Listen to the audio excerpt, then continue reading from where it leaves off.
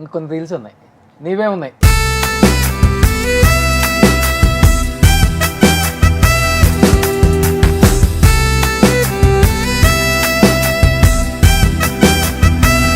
ఈయన ఎక్కడ పరిచయం అయ్యారు మీకు? నాకు ఫస్ట్ యాక్షన్ చెప్పింది ఆయననే. యాక్షన్ వెళ్ళమనయ్యా, హలో 5-6 టేక్లు అయ్యాయి. తిట్టాడు, ఫైల్ ఇక్కడ ఎసిరేసి ఎవరయ్యా ఉప క్యాండిడేట్స్ అన్ని తీసుకొచ్చి మా నెత్తిన పెడతారు, మళ్ళీ అవుట్పుట్ ఇమ్మంటారు, అది మంచిది అని అరిచేసాడు. ఏడ్చి వెళ్ళిపోయి నన్ను ఎప్పుడు విలువకండి షూటింగ్ అనేసి వెళ్ళిపోయా అనమాట.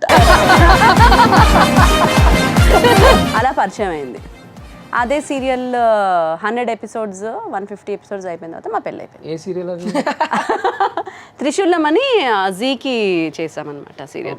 జీ తెలుగుకి సీరియల్ అది. దానికి ఆయన మెయిన్ డైరెక్టర్, నేను హీరోయిన్ గా చేశాను. మళ్ళీ 300 ఎపిసోడ్ కి విడిగుట్టేశాడా? అయ్యో, అంటే ఆ 300 ఎపిసోడ్స్ నడవలేదు, అది నెక్స్ట్ సీరియల్ స్టార్ట్ అయింది, దాని 300కి విడిపుట్టాడు. కానీ ఎప్పుడన్నా చేసుకున్న తర్వాత నా సెలెక్షన్ తప్పే, ఎందుకు చేసుకున్నాను ఇనిషియల్ డేస్ అనిపించింది నిజంగా? ఆ ఇనిషియల్ డేస్ లో డెఫినెట్ గా అనిపిస్తుంది. పెళ్ళయ్యే ముందు వరకు ఏం చెప్తారంటే మాటలు ఇలా ఇలా ఆకాశానికి ఎత్తేస్తూ ఉంటారు. పెళ్ళైన తర్వాత ప్రాక్టికల్ గా, అది కూడా లవ్ మ్యారేజ్ లో ఎస్పెషల్లీ ఏమీ జరగవు. అవును. దానికి ముందు మాట్లాడితే నా పెళ్ళాన్ని అయితే నా ఇలా చూసుకునేవాడిని, ఇది చేసేవాడిని, ఇలా అయ్యేది. నా పెళ్ళం కోసం నేను ఆల్రెడీ ఫ్యాన్స్ కొనేసా, ఏసీ కొనేసా, అది కొనేసా, ఇన్ని చెప్తా ఉంటే ఆహా ఈయన పెళ్ళాన్ని అంటే 7th heaven లో ఉంచేస్తాడేమో, Cloud 9 మీద ఉంచుతాడేమో అని మనం అనుకుంటాం. పెళ్ళైన తర్వాత ఏముంటది, వెళ్ళి కాఫీ తీసుకొనిరా, గ్రీన్ టీ పెట్టుకొనిరా, ఇవే ఉంటాయి. సో ఆ టైంలో కొంచెం ఫ్రస్ట్రేషన్ వచ్చినప్పుడు అనవసరంగా చేసుకున్నాం, ఇంతేనా తొక్కలేదు అని అన్నట్టు తిట్టుకున్నాం చాలా సార్లు. ఇందుకు మమ్మీ ఎక్కువ హై అవుతారా, డాడీ ఎక్కువ హై అవుతారా? మమ్మీయేనా? కూల్ చేసేది ఎవరు మళ్ళీ? మమ్మీ. మా ఇంత వరకు సారీ చెప్పలేదు నాకు. సో మా ఇంట్లో నో సారీస్ ఎవరు చెప్పరు, ఈడు చెప్తాడు నా కొడుకు. చాలా మంచి చేయని తప్పు కూడా సారీ చెప్పేస్తాడు. పాపం బలయ్యేది కూడా వీడే. ఇంట్లో ఎవరు చేసినా వీడి మీద నెట్టేస్తారు, ఎవరు చేసినా. సో వీడే బల అవుతా ఉంటాడు. ఎవరు చేసినా వీడు చేసినా కానీ. కానీ ఎవరైనా కానీ హస్బెండ్ పేరు పిల్లల పేరులో టాటూ వేయించుకుంటారు. మీరు టాటూ వేయించుకున్నారు ఏంటి? వేయించాను. వైఎస్ అంటే అందరి పేర్లు మొత్తం 4. వై అంటే ఆట, సత్యనారాయణ, శ్రేయాస్, శ్రియాను, సోని. ఇంతమందిని నడిపిస్తున్న అమ్మాయి ఉంది.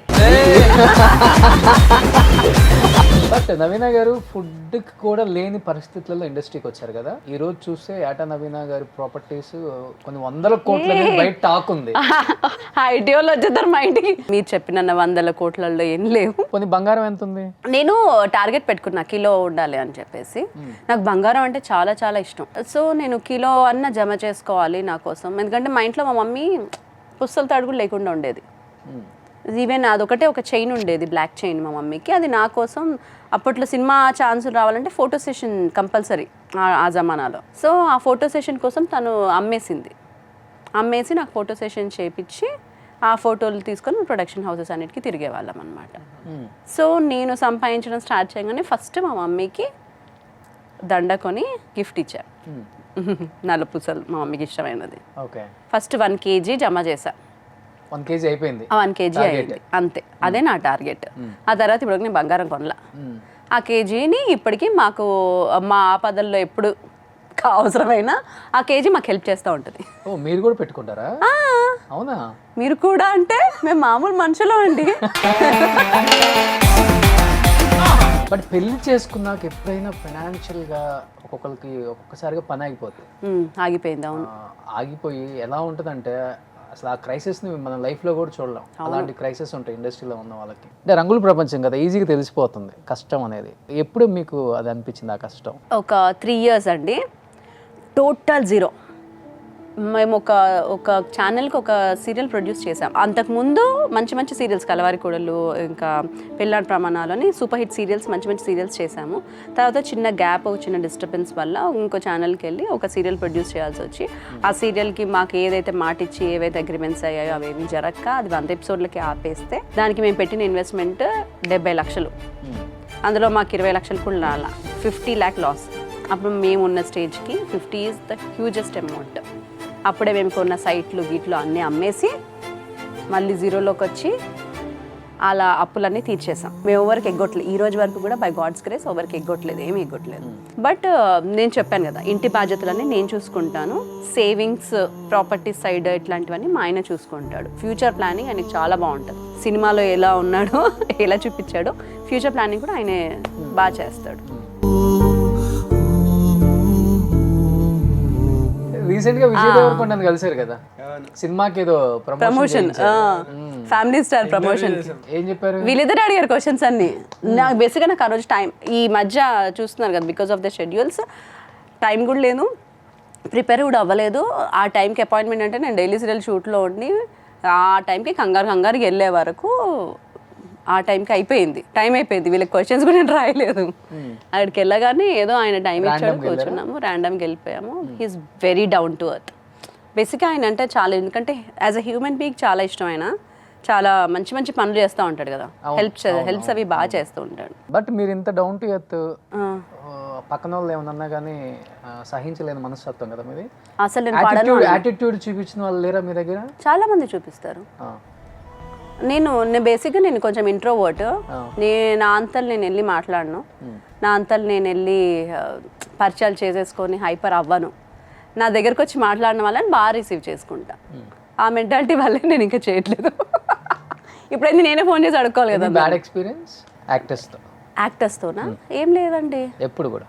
అంటే నేను మామూలుగా ఇండస్ట్రీకి రావడం, టీవీ ఇండస్ట్రీకి రావడం, హీరోయిన్ హోదాలో వచ్చాను కాబట్టి అప్పటి నుంచి కూడా good things are going on. అంత బ్యాడ్ని నేను గుర్తుంచుకోను కూడా. అంటే బేసిక్ అన్ని గొడవలు, నేను ఆ మెంటాలిటీ అది కాదు. ప్రాబ్లం అక్కడ ఉందంటే పారిపోతాను అక్కడ నుంచి, వేరే దగ్గరికి వెళ్ళిపోయి కూర్చుంటా. ప్రాబ్లం దగ్గరికి నేను వెళ్ళను. సో కొంచెం నేను అడ్జస్ట్ అయిపోతాను. నేను ఒకరిని మాట కూడా అనను. నాకు ఇప్పుడు రోషన్తో నచ్చట్లేదు, రోషన్ నా మీద యాటిట్యూడ్ చూపిస్తున్నాడు, ఏమైనా చేస్తున్నాడు, నేను మీ దగ్గరికి రాను, ఇంకా కట్ చేసేస్తా, కట్ చేసి పక్కకి వెళ్ళిపోతా. అందుకే నేను గొడవలు పెట్టుకోవాలి. అంటే నువ్వు రోషన్తో ఇంకా మాట్లాడు. ఎగ్జాంపుల్ అమ్మలో నీకు నచ్చింది ఏంటి, నచ్చింది ఏంటి? అబ్బో చాలా ఉంటాయి. మమ్మీలో నచ్చింది అంటే మమ్మీ చాలా ఫ్రెండ్ టైప్, చాలా వాట్సాప్ బ్రో అంటే టిపికల్ ఇండియన్ పేరెంట్స్ లాగా, అంటే టిపికల్ ఇండియన్ పేరెంట్స్ లాగా కాకుండా I can share everything with her, I can tell her anything, share anything with her. కానీ ఆ భయం ఉండదు. ఇలా ఇప్పుడు ఈ మ్యాటర్ చెప్తే ఆమె ఏం చేస్తుందో, ఈ మ్యాటర్ చెప్తే ఎలా రియాక్ట్ అవుతుందో, ఇలా ఏం భయం ఉండదు, చెప్పేయచ్చు ఫ్రీగా. మమ్మీ కూడా ఫ్రీగా ఆన్సర్ ఇస్తుంది. బట్ ఎప్పుడైనా కానీ అమ్మ చిన్నప్పటి నుంచి సీరియల్స్లో యాక్ట్ చేస్తున్నారు, బాగా బిజీగా ఉంటారు, టైమింగ్స్ ఉండవు. ఫస్ట్ చిన్నప్పటి నుంచి అమ్మని చాలా మిస్ అయ్యి ఉంటారు కదా, ఎప్పుడైనా బాధపడ్డావా? అంటే లైక్ ఇంట్లో తింటున్నప్పుడు మమ్మీతో తింటే బాగుంటుంది, లైక్ మమ్మీతో తింటే బాగుంటుంది, లేకపోతే చిన్నప్పుడు రా, ఇప్పుడు కాదు, మమ్మీతో తింటే బాగుంటుంది, లేకపోతే like spend some time with మమ్మీకి చెప్తే బాగుంటుంది. అంటే చాలా ఉంటాయి, but like she's not there కదా, అందుకని కొన్ని కాల్ కూడా చేస్తా. వీడే నాకు కాల్స్ చేసేది కూడా. రోజు మొత్తం ఆర్యం ఇంకా జోసఫ్తో ఉంటే కాల్ చేస్తే నా బద్దలు చెప్తున్నారా? అమ్మా నేను నా ఫ్రెండ్స్ తో వెళ్తుండే, అన్న నన్ను చూసారు, ఆయన మీకు ఎన్ని బ్యాడ్ వర్డ్స్ వచ్చో అది చెప్పుకుంటారా, నాకు ఒక కాంపిటీషన్ ఇస్తానని చెప్పారు. అసలు బూతులే రావండి వీడికి. తెలుగులో ఎన్ని బూతులు ఉంటాయో వీడికి ఒక్కడికి వచ్చి. మీరు ఎప్పుడన్నా బాధపడ్డారా, పిల్లలతో స్పెండ్ చేయలేకపోతున్నాను, మీరు వచ్చేసరికి నిద్రపోతారు, వాళ్ళు లేవకముందే మీరు వెళ్ళిపోతారు? లేదు, వీళ్ళు నిద్రపోరు. Actually I didn't miss my family time. I made sure, నేను ఎంత వర్క్ చేసినా కూడా వాళ్ళు కూడా they made sure that I have to spend time with them అనేసి. నేను వచ్చి నాతో గంట స్పెండ్ చేసిన తర్వాతే పడుకుంటారు ఇద్దరు ఎవ్రీడే. అండ్ నేను సండేస్ డేట్స్ ఇవ్వను, ఎగ్గొట్టేస్తూ ఉంటాను అనమాట, ఆదివారాలు అలాగా. ఇక్కడ వీళ్ళు ఉండేది ఆదివారమే కాబట్టి ఆదివారాలు ఎగ్గొట్టేస్తూ ఉంటా. ఎమర్జెన్సీ తప్పదు అని మా కోడైరెక్టర్ చెప్తేనే ఆదివారం డేట్ ఇస్తా. So I make sure compulsory video కాల్స్లో ఉంటాము ఎప్పుడు.